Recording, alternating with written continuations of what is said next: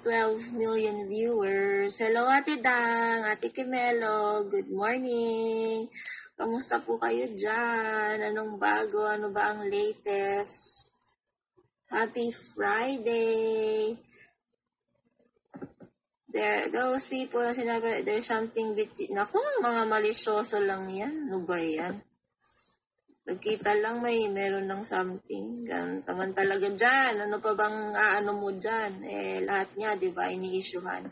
Hi, Maharlika. Good morning. Anong bago?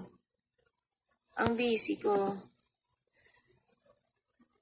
Anong bago? Ate Dang. Hello, matandang sabik sa tite, Angelina Santos. Grabe naman yung pangalan na iyan. Pau, putang ina, shout out. Shout out din sa'yo. Good morning. Di ba kayo kay Melo na ano din kayo ni PH? Di ba na-issue din kayo ni PH nun? Dami kayang na-issue kay PH nun. Siyempre, pati ako dahil nakipagkita. Pero yun lang yun. Dami namang na-issue.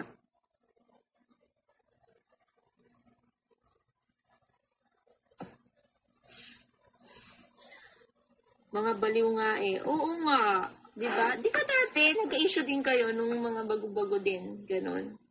Yung mga kasama mo na-issue din doon, diba? Parang, diba? Ate Kimelo, sabi ko na nga ba eh. Ganyan sila. Na-issue ba nga daw nagsugo? Grabe. Dami kayo na-issue dito sa SOCMED. Anong issue sa inyo noon, Ate Kimelo? Pakisagot nga. Yan kasi, dami.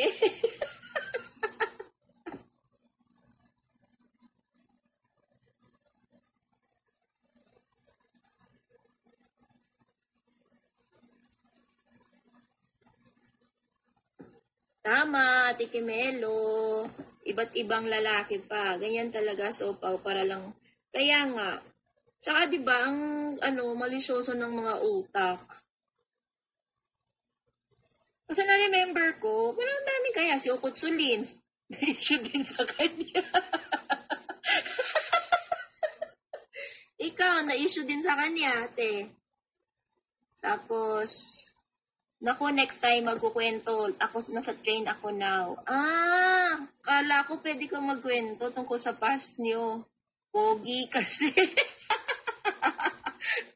Yun lang. Di ba, Ate Dang? Pati pala si Kimelo na issue nun kay PH. Pati ako ngayon, ako na naman. Next time, iba na naman yan. Seasonal. Seasonal. Nakakatuwa. Kaya nga, Ate Kimelo, minsan naisip ko, kung ano na lang maisipan nila, matripan nila. Yun yung sasabihin. Mag-i-issue ba naman?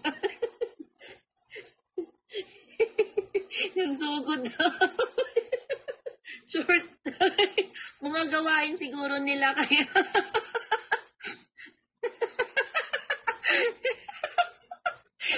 Sawang tawawa, Ate Kimelo. Diba ikaw nga na-issue din? Diba yung mga kasama mo na na-issue din sa kanya? Parang ang dami kayong na-issue sa kanya. Tapos ngayon ako yung napag-tripan nila. Ba't hindi nila issue si Ukutsuli? Tall, dark, and handsome si Melo. Hindi naman tall. Okay lang, mid-size. Oo, kay Kiba lang yan si Tall PH. Wag na nila sirain. Kaya nga, kay Kiba lang yan. Bakit kaya pinipilit pa nila? Ikaw na lang sumalo at Kimelo ng bashing. Nakakatuwa. Tungtuwa talaga ako. Daming nangyari. Shout out sa mga naka-BG. Wait, nagpapatugtog muna ako ulit. Wait.